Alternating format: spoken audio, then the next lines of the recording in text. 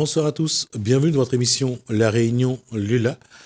Quelle est la santé de la formation à La Réunion? Est-ce que la formation forme les gens pour du travail qui existe, ou chaque année on essaye de remplir les quotas pour pouvoir utiliser les budgets? La question est souvent sujet de discussion, de polémique. On va en parler avec quelqu'un qui connaît le monde, aussi bien les jeunes que le monde de la formation. On en parle en Causement Réunionnais.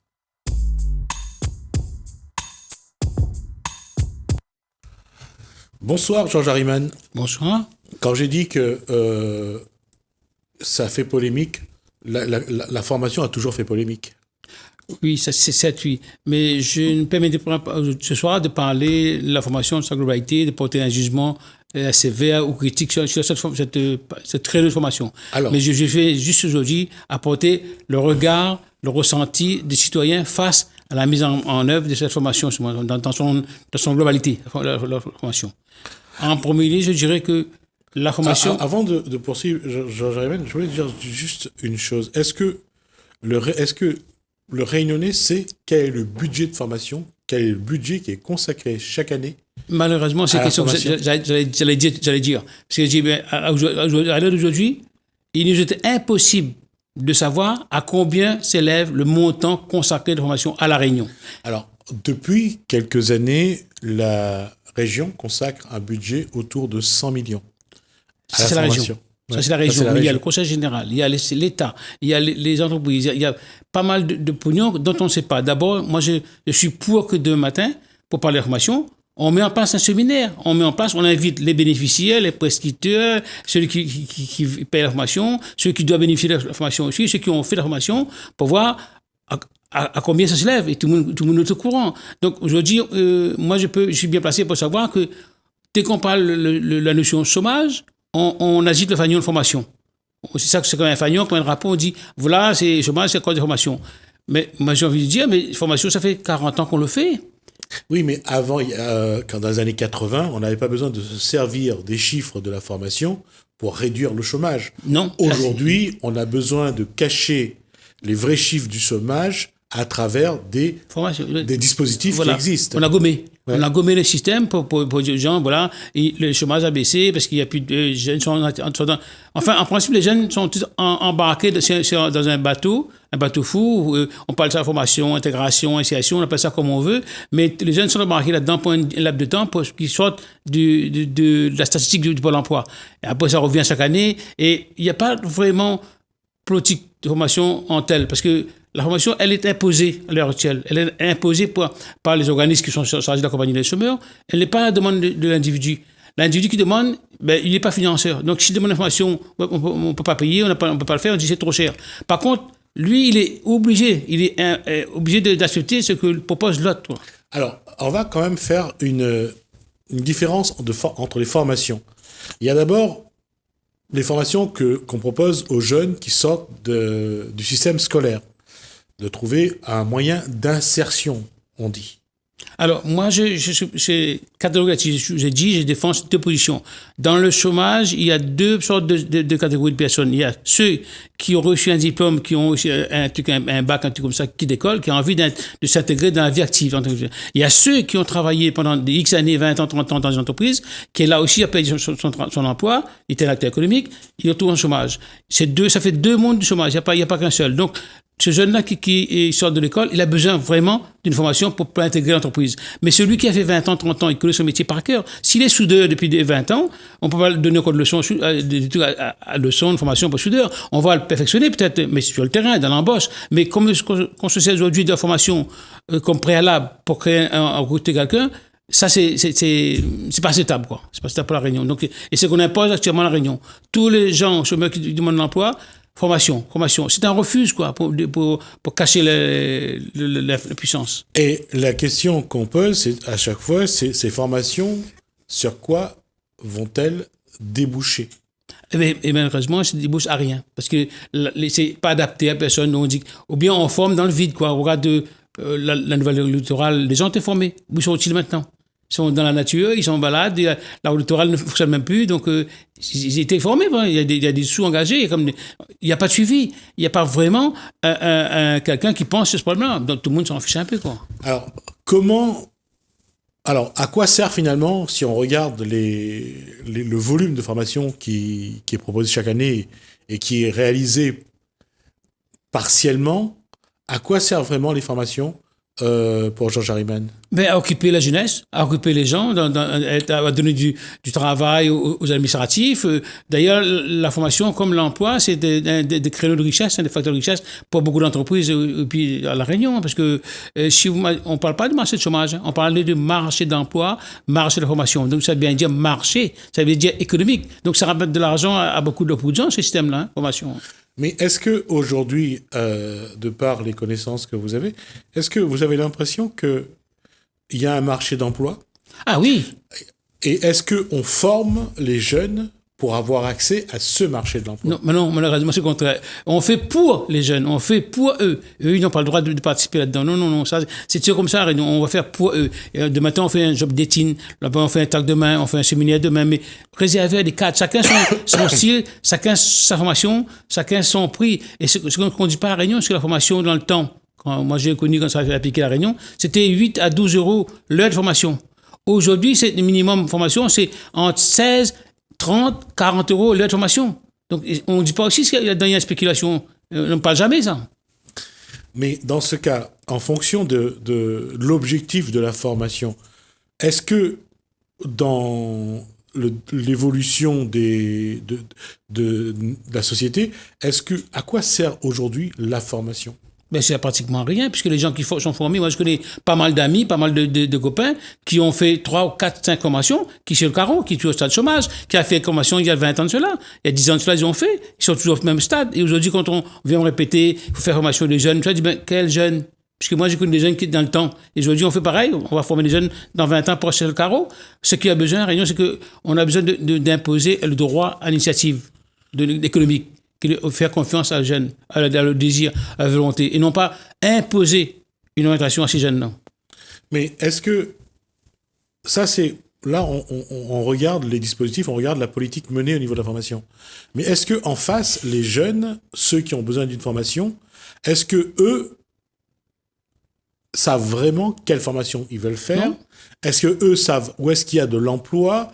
Est-ce qu'ils vont se former pour aller sur tel marché de travail? Est-ce que ça c'est vrai aujourd'hui ou pas? Ça n'existait pas, ça. Ça n'existait pas, cette politique n'existait pas. D'accord. Un jeune, aujourd'hui, bon, il présente une mission locale, on dit, ben voilà, il dit c'est garanti jeune, mais si ça l'intéresse, il fait, mais jamais on a pris le temps de le mettre en confrontation avec l'entreprise, en entretien collectif, un truc comme ça, avec des gens. Cette entreprise vient témoigner dans le plan d'emploi pour dire les circonstances, les évolutions, parler de la formation. D'ailleurs, la formation qui fait à Réunion, c'est pas une formation en tel qu'il est désigné dans le test, c'est une formation où le jeune ou la personne qui est même peut-être moins jeune, il va dans l'entreprise et il a l'homme à tout faire. Il est l'homme à tout faire. Il vient pour faire une formation dans un truc, il est l'homme à tout faire. Il fait le ménage, il fait tout parce qu'on lui dit que pour être dans la société, il faut savoir tout faire. Mais c'est pas ça qu'il est venu faire. Et le pire souvent, c'est qu'on le met pas sur le poste qui lui permet de se former. Mais on le met pour comme bouche-trou là où on a besoin. C'est un outil d'exploitation. C'est un outil d'exploitation qui permet la main-d'œuvre gratuite. D'ailleurs, là où il y a des entreprises qui prennent des gens en formation, ils n'embauchent jamais. Ils se voient sur la formation, qualification, professionnalisation, insertion. Ils créent pas d'emploi. Hein. Et je me demande à la rigueur si la formation telle qu'elle est n'est pas un handicap pour la création d'emploi à La Réunion. Alors, dans ce cas, comment diriger les jeunes vers le marché de l'emploi? Alors, on va prendre un exemple que je connais un petit peu. Par exemple, dans le service à la personne, on voit qu'on cherche du monde. Avec le Covid, il manque du personnel dans la restauration, on cherche du monde. Mais qu'est-ce qui explique qu'on ne forme pas dans ces secteurs d'activité où on a besoin de main-d'œuvre, mais on voit que c'est pas, on met pas en place ce qu'il faut pour. Parce que c'est pas une priorité pour eux, parce que ceux qui sont décideurs au niveau local ne prennent pas vraiment la réalité des besoins des gens du terrain. Quoi.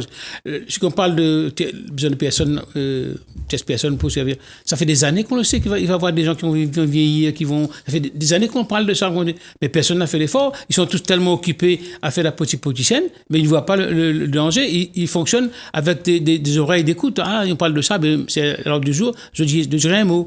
Ah, formation, il faut ça pour les jeunes. Ah, il faut ça pour les vieux. Mais ils ne sont pas intéressés réellement. Il n'y a pas vraiment un groupe de personnes, un groupe d'élus ou de patrons ou autres qui s'intéressent aux causes, aux conséquences du chômage à La Réunion et sa formation. Chacun cherche son beurre. Hein. Une entreprise qui a de la main-d'œuvre gratuite, pourquoi il va chercher à embaucher des gens? Dans ce cas, aujourd'hui, quand on regarde, qu'est-ce que Georges Harriman propose pour que la formation, pour que les millions de la formation soient vraiment forment des jeunes et des moins jeunes à vraiment accéder à l'emploi. Qu'est-ce qu'il faudrait faire? Moi, la première position que je ferais, c'est qu'au lieu de mettre des jeunes dans des parcs, dans des classes, mélanger des vieux, j'en ai rien à faire, de créer des ateliers tremplins. Ateliers tremplins où les jeunes viendront avec un formateur, exercer ce qu'ils savent faire, mettre en expression ce qu'ils savent faire, et peut-être de là, voir si la personne a besoin vraiment d'un suivi de formation pour l'accompagner plus loin. Ça, c'est la première chose à faire. La deuxième chose, c'est faire confiance à l'individu. Ne pas le voir parce qu'il est mal habillé, parce qu'il parle mal. Bon, c'est un zéro, il ne connaît rien. Peut-être il a de la valeur qu'on ne sait pas. Personne ne connaît pas la valeur de son vis-à-vis. Donc, peut-être cet homme-là, derrière une machine, derrière un crayon, derrière un stylo, il y a des talents, des dons à faire. Donc, essayer d'aller vers ces dons-là et vers une communication permanente. Je ne comprends pas pourquoi aujourd'hui, dans un organisme comme le Pôle emploi, on n'arrive pas à mettre en contact les chômeurs. C'est pas possible. C'est un organisme qui parle des chômeurs, qui parle des chômeurs, et les gens ne se connaissent pas, ils viennent sur convocation, ils viennent sur invitation. C'est pas normal, ça, parce que la chambre de commerce, ça, quand un commerçant a besoin d'un rendez-vous, a besoin de voir un autre commerçant, mais il va, comme c'est lui. Son métier, c'est pareil. Pourquoi Pôle emploi ou les autres organismes qui accompagnent les chômeurs, mais ont tendance à exclure ces gens-là du dialogue, de la communication? Là, c'est un problème aussi. Est-ce que il n'y a pas une étape qu'il faudrait mettre en place? Est-ce que le jeune... Bon, là, on parle du système et des défauts que peut avoir le système, mais est-ce que le jeune, quand il arrive en formation, il a vraiment envie de se former? Est-ce qu'il va mettre en place un schéma pour suivre la formation, pour être présent, pour apprendre? Là aussi... Ça dépend aussi du comportement de celui qui est en face de lui. Si moi, depuis des années, je dois travailler, pas rencontrer des gens, j'ai pas discuté avec des gens, je suis un peu, peut-être associable, je suis pas habitué, je peux dire la notion de travail, la notion de l'heure. Il me faut un temps pour me remettre dans le bain. Puis quand j'arrive, on me dit, ouais, c'est comme ça, ou c'est comme ça, mais j'ai peur, je recule, ou bien je renonce ce matin, je viens plus. Alors que si on met dans une ambiance agréable, on m'invite à venir, on partage, on fait partager, c'est différent. Moi, je connais des patrons qui disent, écoutez, vous avez rien à foucher, continuez à manger le RSA, t'as les courroies des autres, ou bien, ferme ta gueule, t'as rien à dire. Ça se dit pas à un humain. C'est des gens comme nous, quoi. Oui, d'accord, mais moi, ce que je mets aussi en avant, c'est que le public qui a besoin de la formation, est-ce que ce public-là a vraiment envie? Pourquoi je dis ça? Et là, Georges Harriman a sans doute de meilleures informations que moi, mais combien de réunionnais aujourd'hui, qui soient dans l'emploi ou qui soient sans emploi, combien actionne le CPF pour se former? Parce que aujourd'hui, tout le monde a un CPF. Oui, mais je crois qu'ils ne sont pas au courant. Hein. Ils ne sont pas au courant de cette nouvelle. Déjà, ça, c'est un premier truc que l'organisation communautaire des chômeurs doivent faire passer. C'est un premier truc. Une réunion collective pour passer, vous avez un compte CPF à évaluer, vous voulez le temps. Et moi, j'ai pensé aussi un temps, dire que si on ne trouve pas de travail à la réunion, au lieu de donner l'argent aux entreprises pour former les gens, ben, je dirais, faites un chèque innovation, un chèque d'intégration au chômeur lui-même, qui lui ira aux entreprises qui souhaitent pour faire un travail pour le patron. C'est à lui de décider, quoi. C'est pas le patron, l'entreprise, l'État qui décide. D'accord. Un CPF, c'est un compte personnel de formation que chaque individu a. Il faut juste se rapprocher de... Comme le DIF. Pardon? Le DIF aussi. Voilà. Par contre, là, ça va être beaucoup plus, pour moi, alors, individuel de formation, ça, je sais. Mais le D, je sais plus.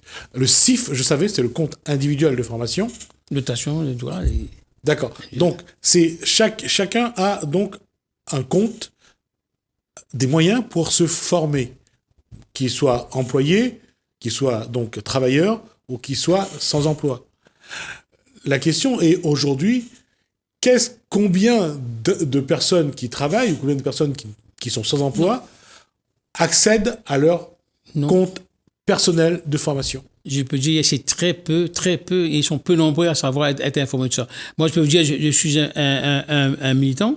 J'ai même pas le temps de passer ce message aux gens parce que ils sont tellement marginalisés par rapport à la société que des fois, ils viennent se plaindre. C'est comme ça, je savais pas. Bon, voilà, on m'a dit ça, on vient à l'écoute, quoi. Moi, ça l'écoute. Là, si on parle de ça, ils vont écouter ce que ça veut dire quoi, ils vont chercher à comprendre. Mais personne n'a pris le temps de dire demain, on vous convoque. Bon, pour voir, on va vous parler du DIF ou du CPF. Ça doit faire ça. Et ça, c'est quelque chose que je vois aujourd'hui, enfin, que je constate aujourd'hui, comme Georges Harriman et comme beaucoup d'autres, que soit le public n'a pas cette information, et si le public a l'information, le public ne sait pas non plus comment se servir de ce compte de formation. Il y a un problème parce que si on prenait en considération à La Réunion, c'est comme auparavant, il y avait l'éducation populaire qui était en activité, qui est en renseignement. Maintenant, on a tout fait tout ça, on a étranglé tout ça, on passe que par les institutions et les gens passent sur des radios pour informer les gens. Pas tout chômeur qui écoute de radio, passe son temps à écouter de radio, parfois il fait un clé, il fait un travail au noir, il écoute pas la radio. Peut-être qu'il faut remettre en place un vrai éducation populaire, aller vers la base, à tout niveau de société La Réunion, pour pouvoir que de matin, les choses évoluent. Tant qu'on fait pas des trucs comme ça sur le terrain, quelle que soit la branche formation ailleurs, on ne restera dans le même système. C'est un système qu'on a inculqué aux gens, qui servent à endormir les gens. On a chloroformé les gens là-dedans, quoi. Et maintenant, quand vous parlez de quelqu'un de chômage, il dit, il faut formation. Tout de suite, formation. C'est pas possible. Vous savez ce qu'il reste à nous faire? Il reste à apprendre une réunionnais, à faire une formation pour apprendre à se marier. Comment faire pour se marier? Comment faire pour pouvoir être assuré dans la société?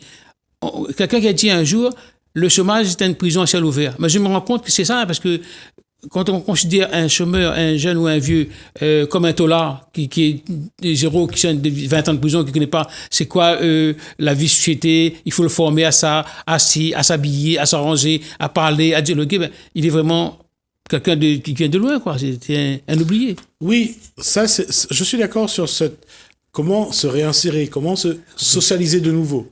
Ça, je suis d'accord là-dessus. Mais pour les autres, il y a quand même un public qui est capable de se remettre, de revenir à une formation, de reprendre le travail. Mais aujourd'hui, il y a une chose quand même, il y a une partie de la population sans emploi qui n'a pas envie de revenir non plus à... On l'a conditionné là-dedans. On l'a conditionné, on les a conditionnés là-dedans. On n'a pas fait mettre le paquet pour qu'ils puissent bouger ou motiver. Au contraire, on casse la dynamisme. Quelqu'un qui arrive devant vous avec un projet, vous dites non, il faut ça c'est utile, la poubelle, on fait ça.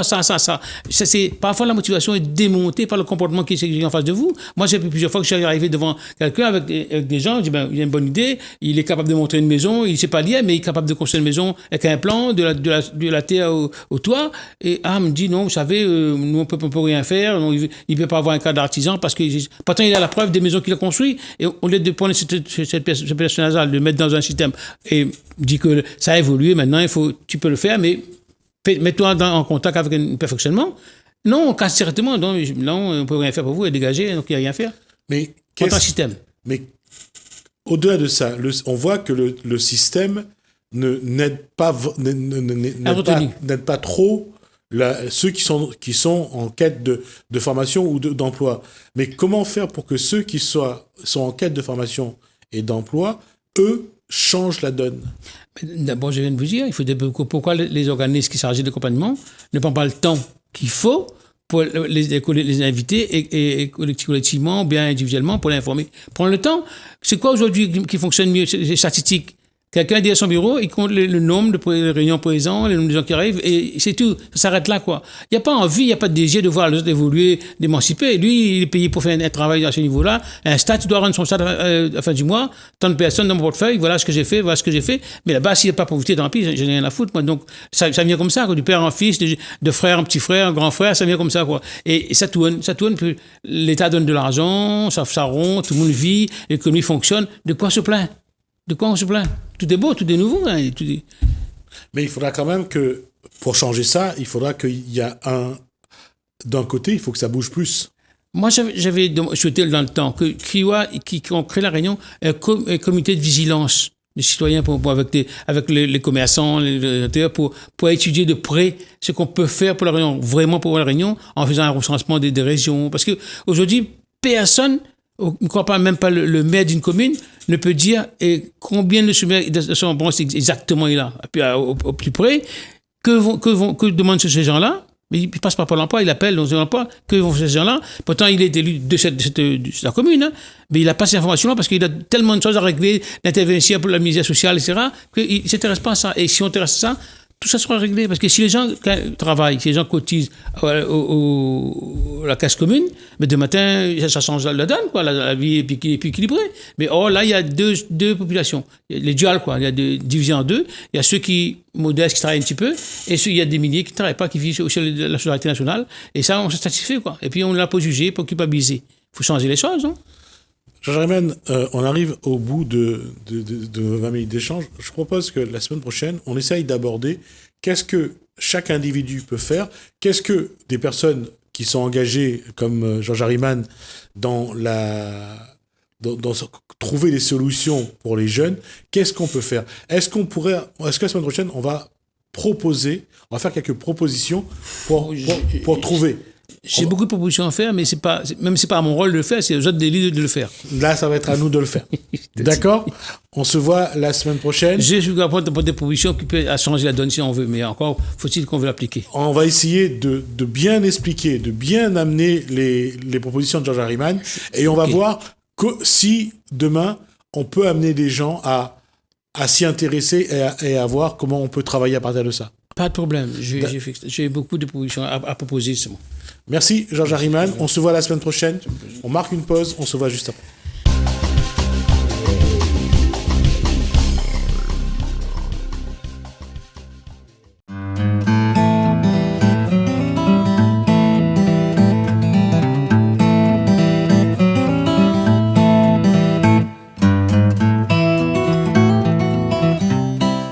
En quelle année a Walt pu se marier? 92.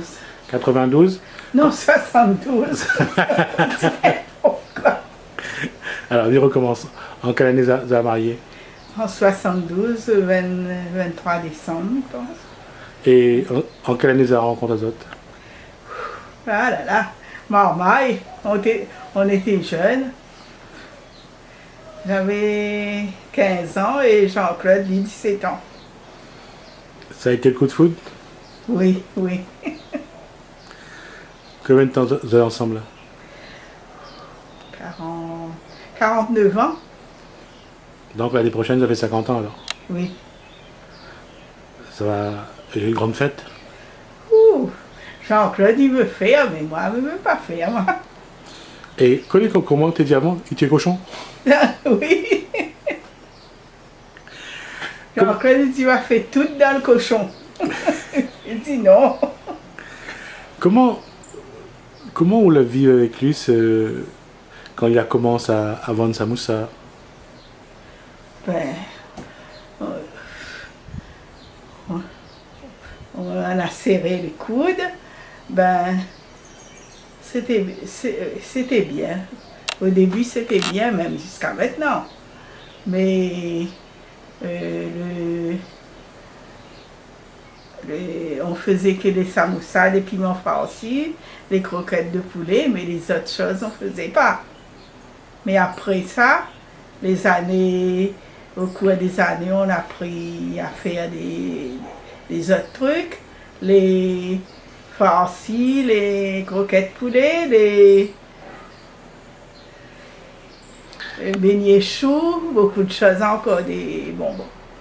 C'est une question que vous me posez. Comment maman Donna? 4 marmailles. Alors, comment, à l'époque, vous gérez 4 marmailles, ou vous faisiez les beignets, ou aider votre mari dans son petite entreprise? Ben, moi, je réveille de bonne heure, prépare les enfants pour l'école, et après, quand les enfants finissent d'aller à l'école, attaque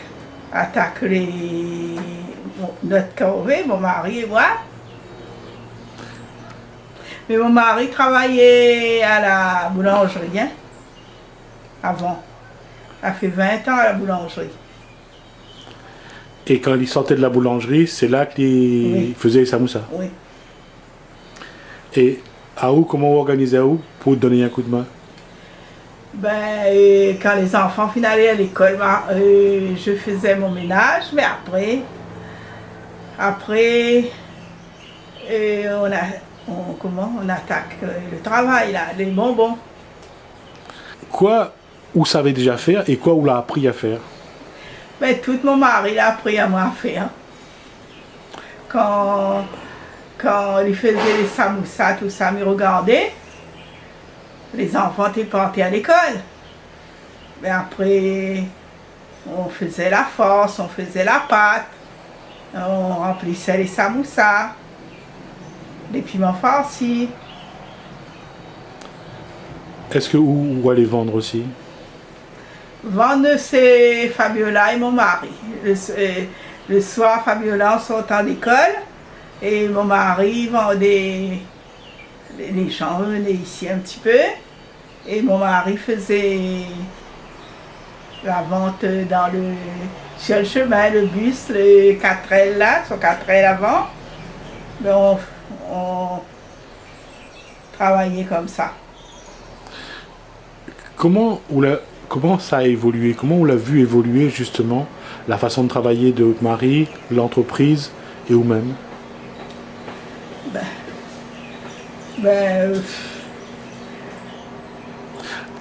Il avait un peu plus de matériel, il avait un peu plus de façon... Oui, ouais? Parce que les matériels avant étaient manuels, on faisait à la main, les saucisses, tout ça. Mais maintenant, il y a des appareils, des moulins, Aujourd'hui, c'est plus facile pour travailler, c'est plus facile pour faire les saucisses, faire le boudin. Les enfants. Ouais? Mais moi, je ne travaille plus aujourd'hui, moi. Mais quelquefois, j'aide mon mari là-haut à faire des samoussas, mais je ne travaille plus, moi. Et quoi vous garde comme souvenir du début à aujourd'hui? Quoi vous gardez comme bon souvenir?